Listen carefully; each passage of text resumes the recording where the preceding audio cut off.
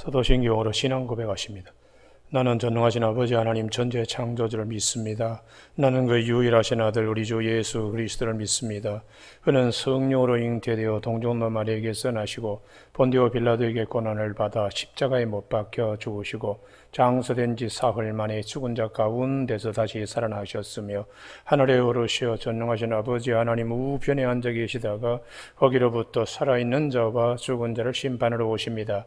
나는 성령을 믿으며 거룩한 공교회와 성도의 교제와 죄를 용서받는 것과 몸의 부활과 영생을 믿습니다. 아멘. 오늘 아침 하나님께서 우리 모두에게 주시는 생명의 말씀은 신약 성경 마태복음 5장 9절 한 절의 말씀입니다. 다 같이 한 목소리로 한 호흡으로 한 성령 안에서 합독하십니다. 마태복음 5장 9절 같이 읽습니다. 화평하게 하는 자는 복이 있나니 그들이 하나님의 아들이라 일컬음을 받을 것이미요. 아멘. 화평 정말 귀한 것입니다 라는 제목으로 말씀을 나누겠습니다. 8복 가운데 7번째 복, 화평. 화평하게 하는 자는 복이 있다고, 하나님의 아들이라 일컬음을 받을 것이라고 주님이 우리에게 가르쳐주고 있습니다. 우리의 인사에 흔히 식사하셨느냐, 진지 드셨느냐, 밥 먹었느냐, 이게 먹는 양식이 아주 귀할 때는 정말 배를 골지 않는가 하는 것이 인사였습니다. 또 밤새 평안하십니까? 특별히 노인들에게, 어르신들에게 묻는 것이죠. 왜냐하면 밤에 주무시다가 갈 수도 있으니까요. 밤새 평안하신가? 근데 이스라엘 사람들은 인사가 한결같습니다. 샬롬입니다. 샬롬. 샬롬, 평안. 평안이 얼마나 중요한가? 이 평안을 이스라엘 사람들은 인사로 얘기하고 있는 것이죠. 그래서 우리 구약 성경의 많은 제사 가운데 이 화목제, 하나님과 우리 사이의 평안, 화목을 위해서 제물이 죽어야 되는, 제물이 죽어야 화목과 평안과 평화가 온다.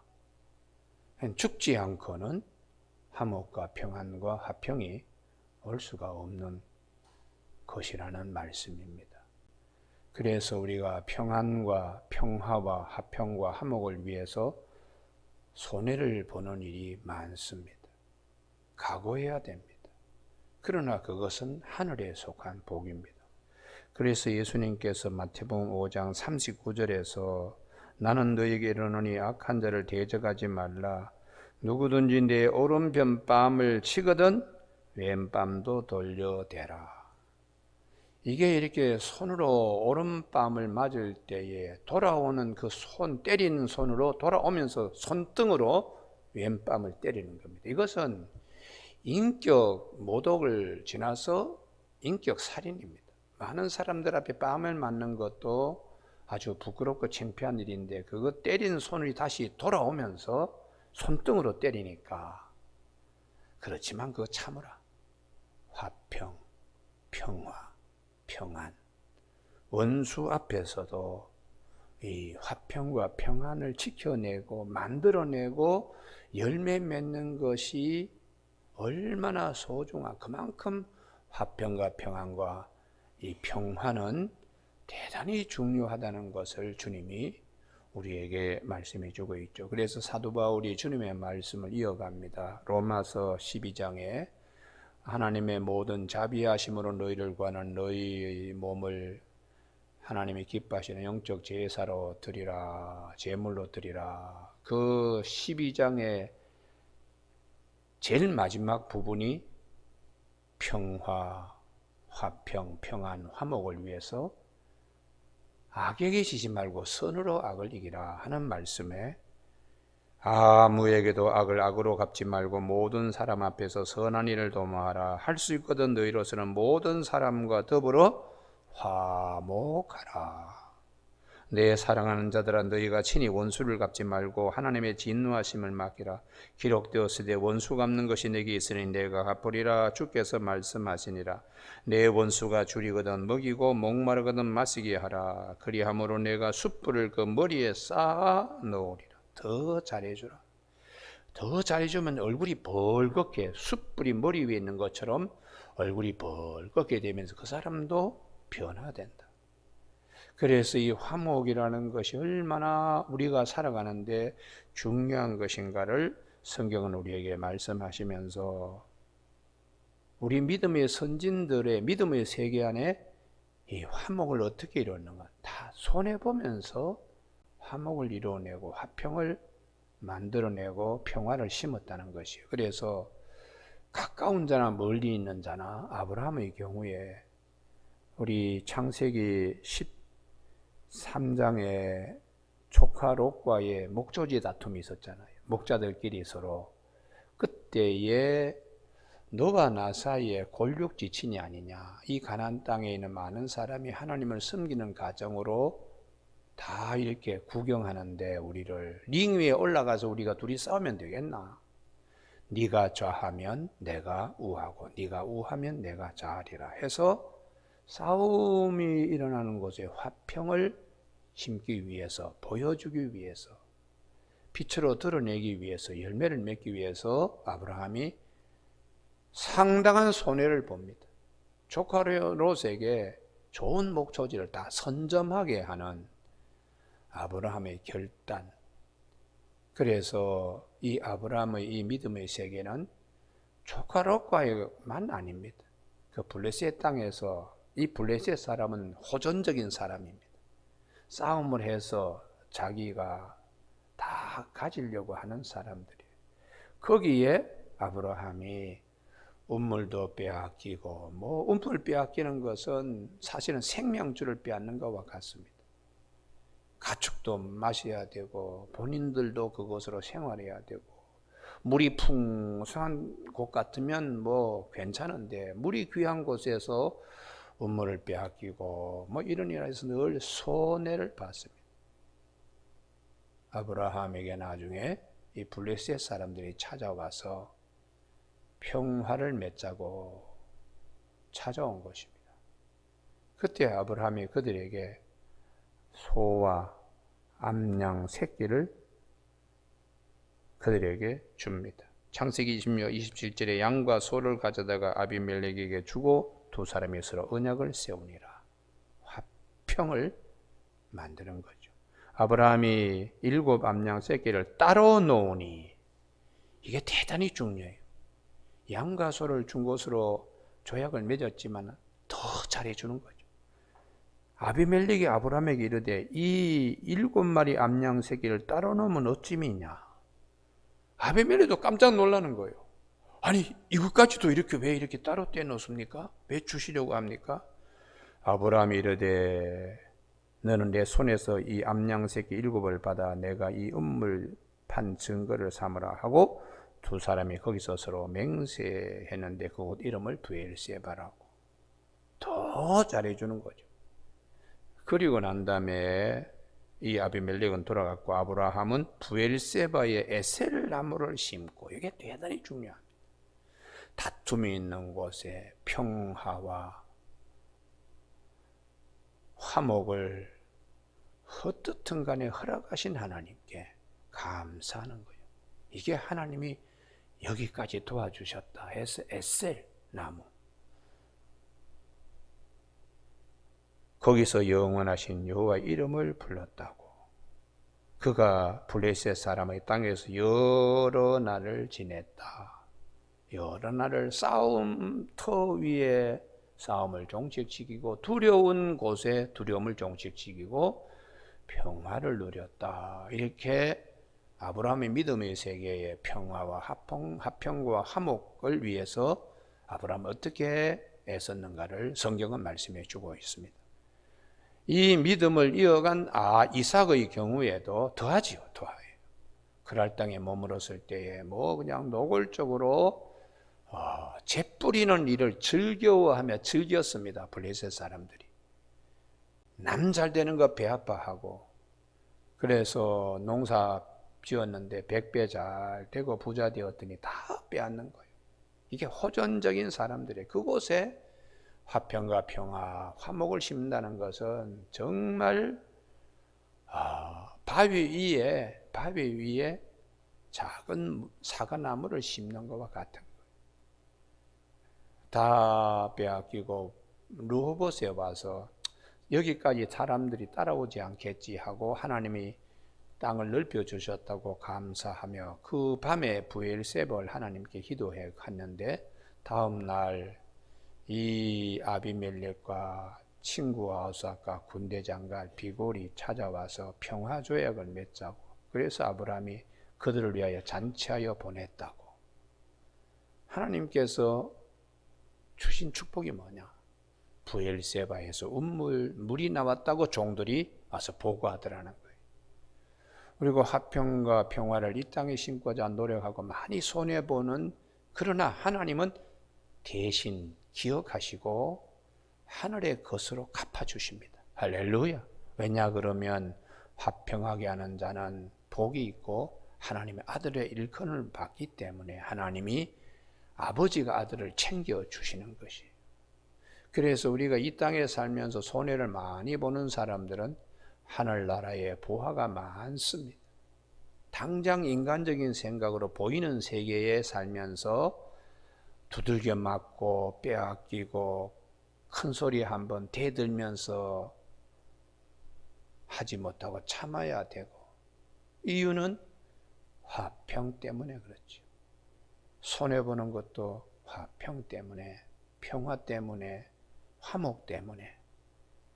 그래서 이 화목제물이라는 화목제, 죽어야 화목을, 평안을 우리가 누릴 수 있듯이 짐승이 죽어야, 내가 손해봐야, 그래서 예수님께서 누구든지 나를 따라오려거든 자기를 부인하고 자기 십자가를 지고 나를 쫓으라.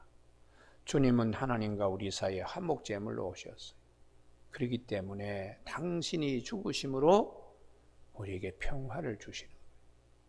당신이 화목제물로 드려짐으로 우리에게 하나님과 우리 사이의 화목을 주님이 우리에게 주셨습니다.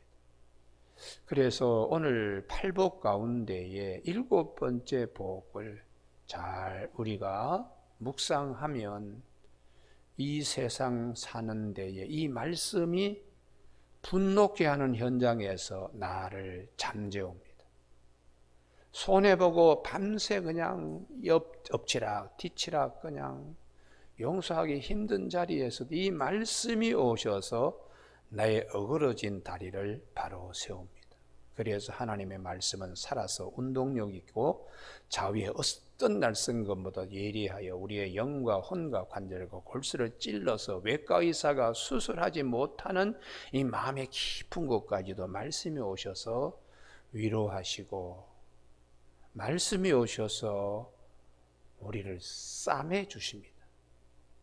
그래서 이 말씀을 많이 우리가 알고 깊이 묵상하면 사람이 떡으로만 사는 것이 아니고 하나님 입에서는 모든 말씀으로 살아야 한다는 말씀대로 영혼이 잘 되기 때문에 육신의 삶도 편안합니다.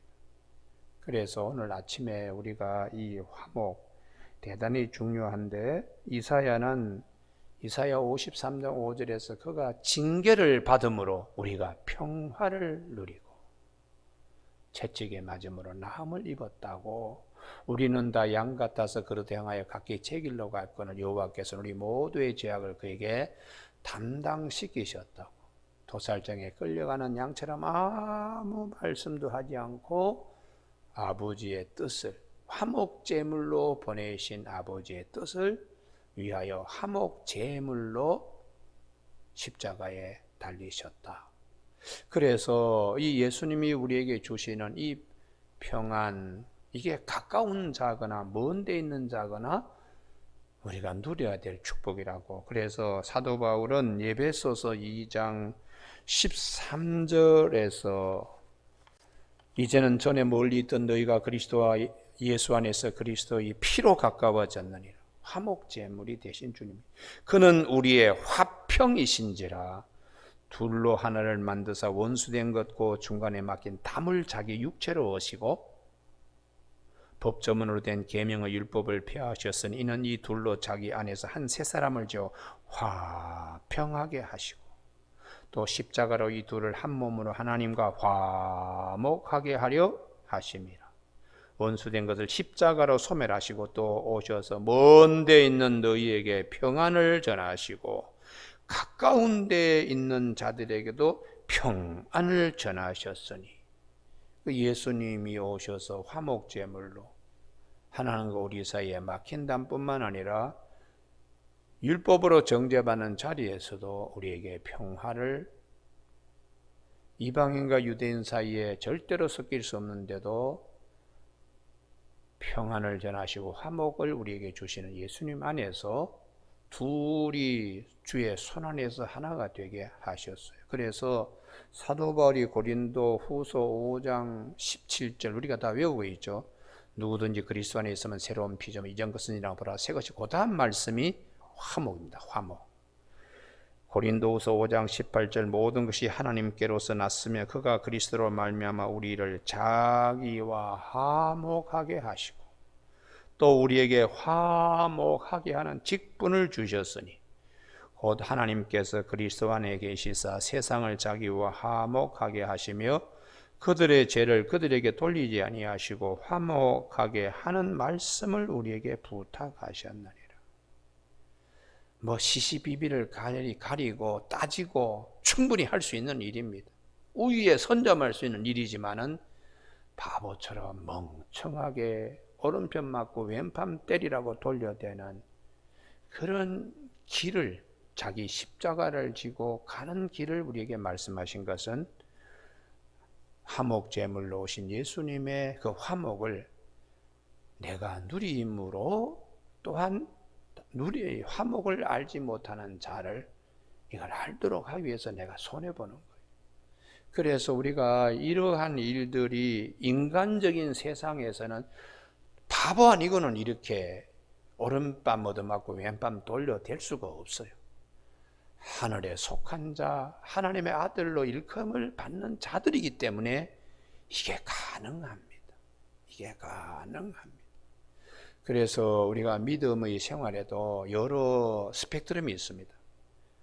부자가 되기 위해서 예수를 쫓는 사람도 있고 사회에 명예를 얻기 위해서 예수를 쫓는 사람도 있고 건강을 담보하기 위해서 예수를 쫓는 사람도 있지만은 깊은 주님의 말씀이 내 안에 육화되기 위해서 주님의 뜻이 하늘에서와 같이 땅에서 이루어지도록 예수를 쫓는 단계로 나중에 다 성숙하게 됩니다. 처음에는 잘 몰랐다가 나중에는 예수를 왜 따르나? 예수를 내가 왜 믿나? 성숙한 단계에 다 이르게 되는 것이죠. 그래서 나중에 인생을 정리할 시간에 다 용서하는 거예요. 다 용서하고 내가 잘못했다. 이런 말씀들을 다 하면서 다 털어버리고 하늘나라에 천사들이 와서 그를 데려갈 때에 기쁨과 감사 가운데 주님 앞으로 신부가 신랑 앞으로 가듯이 아주 기대에 벅차고 기쁨이 넘치면서 이제 주님 앞으로 가게 됩니다. 여러분 오늘 아침에 이 8복 가운데 7번째 복입니다. 화평하게 하는 자, 피스메이커입니다. 이게 평화는 저절로 땅에서 솟는 것이 아닙니다. 이걸 만들어 가야 됩니다. 그렇기 때문에 이게 힘든 것이죠. 만들어 가는 자들은 손해봅니다. 그러나 하늘의 복이 넘칩니다. 그것이 하나님의 아들이라 일컬음을 받는다고 하늘의 복이 넘친다고 그렇게 가르쳐 주는 것이죠. 이 진리를 우리 안에서 소화해내지 못하면 이것은 그냥 허공했던 나와 상관없는 말씀이 되기 쉽습니다. 그러나 이 진리가 내 안에서 육화될 때에 나를 살리는 말씀이 할렐루야 싸움터에서 나로 하여금 승리케 하시는 말씀이에요.